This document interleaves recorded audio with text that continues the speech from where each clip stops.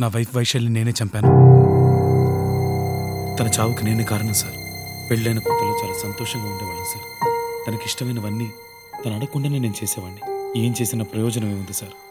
తన భర్త రోజుకి 10 నిమిషాలైనా తనతో నవ్వుతూ మాట్లాడాలని ప్రతి భార్య కోరుకుంటుంది. ఎప్పుడైతే కొత్త కంపెనీ మొదలెట్టి బిజినెస్ అంటూ తిరిగానో అప్పుడే అంతా అయిపోయింది. సో మీరందరూ చెప్పేది నమ్ముతున్నారు? నమ్మటం కాదు సార్. అందరూ వైషు గురించి తప్పుగా చెప్పినప్పుడు మిగతా వాళ్ళలాగా అనుమానించకుండా, మనసులో పెట్టుకుని బాధపడకుండా అబద్ధమే కదా అని అడిగాను. అప్పుడు తనేం మాట్లాడలేదు.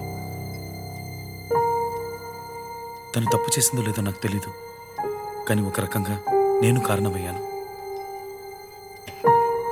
మంచి కోడలు దొరికిందని చాలా సంతోషించాం.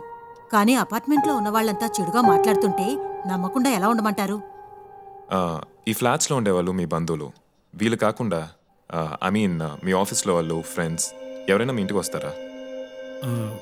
ఫ్రెండ్స్ అని చెప్పాలంటే Vicky, Vignesh, my one and only partner. ఇప్పుడు ఆఫీస్కి మీరు వెళ్ళేది? అవును.